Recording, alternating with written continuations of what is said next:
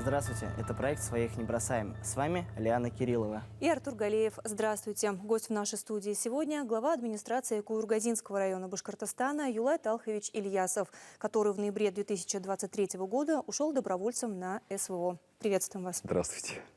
Юлай Талхович, это ваш первый отпуск.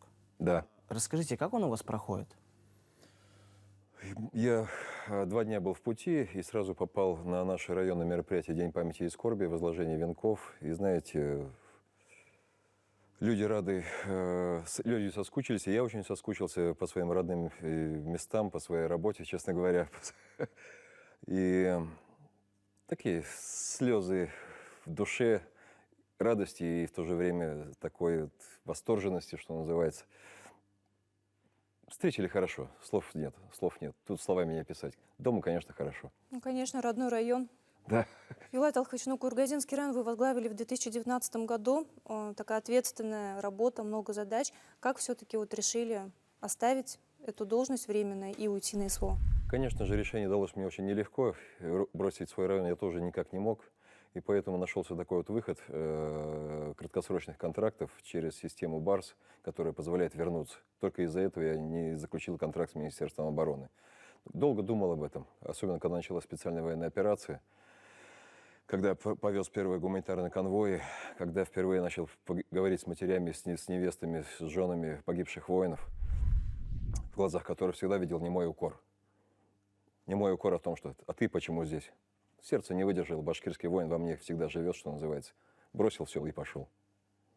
А ваша супруга поддержала вообще в вашем Изначально выборе? супругу мы этот момент обговорили. Она всегда меня поддерживала и сказала. Она до этого отработала в Мариуполе в гуманитарной миссии, очень там всю эту кухню все знает. И, конечно же, она меня поддержала. Я как бы пошел ей на смену, только уже воевать. Все-таки то, что вы глава Куюргазинского района, сейчас находитесь на СВО, какие-то вопросы по району, все равно вам звонят, пишут, я не знаю, советуются? Я связь с районом держу, в курсе всех событий, но исполняющий обязанности Сайфуллин Азамат Закариевич справляется, команда осталась работоспособная, все проблемы решаются в текущем порядке. Так что я был уверен, когда уходил, что все будет нормально. Но тем не менее, в ноябре месяце я планирую вернуться, и все-таки любимый район я не брошу. То есть у вас контракт был на полгода, вы его продлили еще на полгода? Да, еще на полгода. Ну, по просьбе командира, чтобы была преемственность поколения, чтобы воспитать молодых воинов. Вот вы служите в БАРСе. Скажите, гуманитарка из республики до вас доходит? Из Республики Башкортостан мы гуманитарные грузы тоже получаем. Но в частности, из своего любимого Куюргазинского района хочу огромное спасибо сказать нашему «Газпром ПХГ» Овчиннику Вячеславу Геннадьевичу, который выделил нам УАЗ «Патриот» высшего употребления, но он в таком замечательном качестве. Юркий, маневренный, незаметный. Это наш боевой друг и товарищ. Очень-очень огромное спасибо ему и нашему району за то, что такую помощь оказали. Ну и, конечно же, бензиновые генераторы, которые обеспечивают бесперебойную работу электричества, потому что часто бывают обрывы электричества. Часто бывает попадание в подстанции, мы сидим без света, а в это время мы должны работать. Нам нужно электричество, нужно заряжать электронное оборудование, с которым мы работаем. Поэтому эта помощь от района, от республики, она неоценима. А то, что там мед, чак-чак и прочие местные деликатесы, козы, это тоже приходит. И мои ребята, с которыми я слушаю, оценили это по достоинству. Ну и что хочу сказать. Я их научил по-башкирски петь, они уже Шеймуратов генерал поют. А вы как-то готовились к отправке в зону СВО, физически форму подтягивали? Ну, я всегда всю жизнь в спорте, что называется. Я, конечно, небольшой вояк, я в стройбате служил. Поэтому выбор своей специальности нынешней военной был связан больше с моим авиационным образованием в авиационном институте. Это беспилотные летательные аппараты. И вот в этой части и направил свои усилия. Потому что это современная война. Сейчас мы переходим в новую эру ведения войны, беспилотные системы и на суше, и на воздухе, и в море. Сейчас уже есть беспилотные танки, это уму непостижимо. В скором времени на поле боя людей не будет. Будут сидеть операторы с джойстиками. И мы переходим, я не знаю, к тому апокалипсису уже, который мы наблюдали в фильмах про Терминатора. Ну а вообще разница есть? То, что вы учили тогда, и с чем приходится столкнуться сейчас на передовой? Ну, мы прошли курс обучения, сдали экзамены. Это то, что сейчас мы проходим обучение, это прямо в тему. Это все то же самое. В поле мы свои навыки отточили, улучшили, и сейчас уже пришло время, мы учим молодых бойцов. Так что вот так вот. Ну, И то есть благодаря тому, что у вас было образование, вы достаточно быстро освоились, да, в зоне СВО? современные беспилотные летательные аппараты — это хорошее знание компьютера, аэродинамики, радиоэлектронной борьбы, рэбовцы, что называется, радиосвязи, радиоэлектроники. Вот это вот в комплексе все эти знания дают как бы эффект. Но у нас есть короткое видео из личного вашего архива. Это запуск летательного аппарата. Давайте посмотрим. Давай, давай, давай.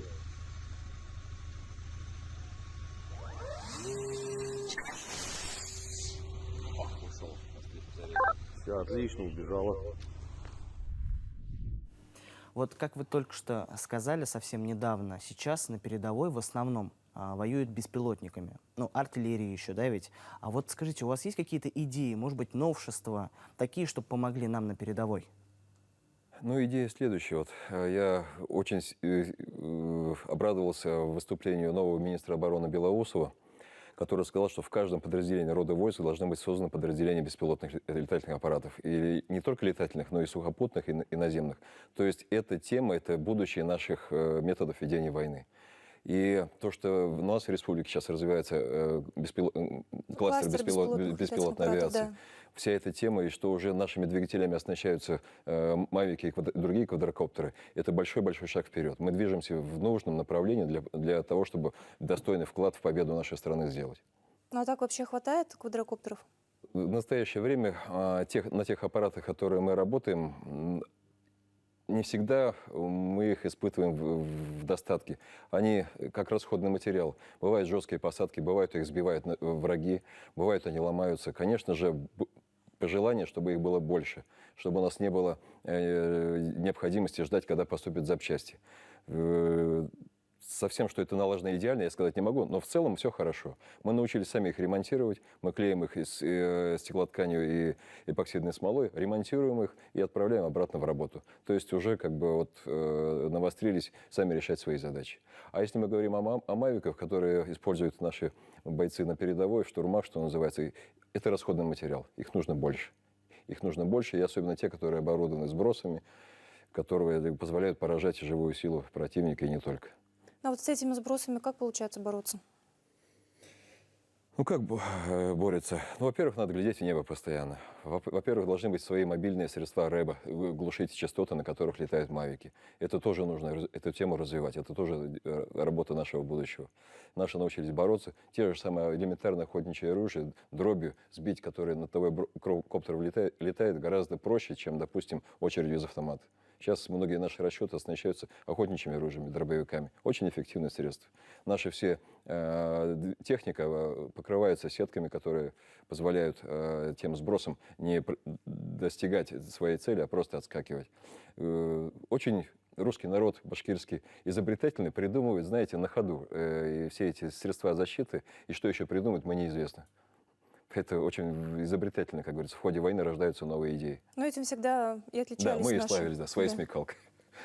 Юлат Талхович, а вы можете немножко рассказать о ребятах, с кем вместе вы служите? Кто они, откуда они, может быть, в каких должностях работали? Вот вы глава района, а кто рядом с вами?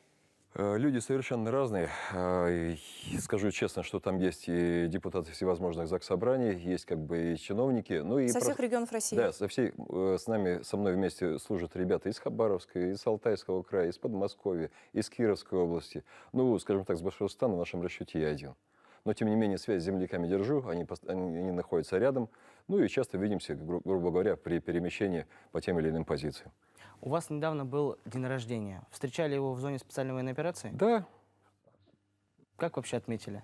Ну как, сели, сварили мясо, тушенку, что называется. Ну и как бы было очень приятно получить медаль вот участника СВО. Командир постарался, для меня это был полной неожиданностью. Наградили вот в день рождения вот этой медалью. Мне очень приятно. Юлай Талхович, вы только что сказали, что у вас есть медаль участника специальной военной операции. Но также я вижу, что у вас есть и медаль Донецкой Народной Республики за отвагу. А расскажите, за что вы ее получили? Для меня самого это получение этой медали было неожиданностью. Был у нас жаркий период работы, это примерно март-апрель месяц, когда мы за месяц выдали более 123 целей нашему командованию, и большая часть из них была поражена. Два критерия для эффективности – это выявленные цели и пораженные цели. Было максимальное количество, и командир решил нас поощрить. Было приятно. Это наша работа. Это здорово. Юлай Талхович, вы в зоне СВО уже полгода, как мы отметили, да? А что для вас самое сложное там? Сложного ничего нет. Если вы о страхе, он всегда присутствует. Я всегда боюсь. Но ты его преодолеваешь и идешь на работу, что называется. Надо делать работу качественно, надо работу делать быстро. Быстрота нашей работы – это наша безопасность. Чем дольше мы задержимся в зоне своей работы, то может быть прилет и печальное, как говорится, завершение всей этой операции.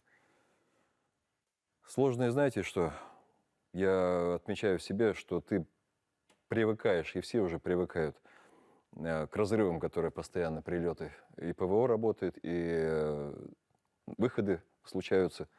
Я же вот рассказываю, идешь по рынку, семечки бабушка продает, в небе какой-то разрыв, она спокойно говорит, 32-й калибр. То есть это уже обыденность. Уже разбираются. Рядом играют дети в песочнице, дворник метет улицу. Жизнь обычно продолжается, но это все вот вместе с войной. Ну а вот когда все-таки такие страшные вещи происходят, что у вас, так сказать, поддерживает внутри такой стержень? Вот именно о чем, может быть, вы думаете? О чем я думаю? Знаете, я поставил перед собой задачу, чтобы в нашей победе был и мой вклад. Я работаю свою работу. И не случайно мне позывной прилепился «Самурай». У самурая нет цели, у самурая есть только путь. Надо идти вперед, работать и победить. Все. Победа будет за нами. Победа будет за нами, несомненно. Юлай Талхович, в начале нашей беседы вы сказали, что вот как башкирский воин я взял и пошел. А вот собирательный образ башкирского воина, в вашем понимании, какой он? Суровый, немногословный, бесстрашный. С ним можно в разведку пойти. Я же говорю, мы вот общаемся часто из других республик, войны случаются. И командиры нас это давали характеристику. Ну, башкиры, говорят, молодцы. Они, говорят, как-то вот берут и просто воюют. И мы стоим в одном ряду фактически с выходцами из Закавказья, теми же дагестанцами, чеченцами и прочие там кто оттуда. С калмыками, которые тоже очень воинственные, якуты, сибиряки отдельным идут, как бы это вот когорта воинов, которые прямо вот ценятся в армии. И башкиры вот среди них чуть ли не на первом месте. Здорово. Юлай Талхович, большое спасибо, что сегодня нашли время, пришли к нам в студию. Желаю вам хорошо провести отпуск и удачно съездить на новые полгода в зону СВО. Все будет хорошо. Враг будет разбит, победа будет за нами. Не сомневайтесь. Спасибо большое. А с вами, уважаемые телезрители, увидимся через неделю. Это проект «Своих не бросаем». О том, что касается всех и волнует каждого. До встречи.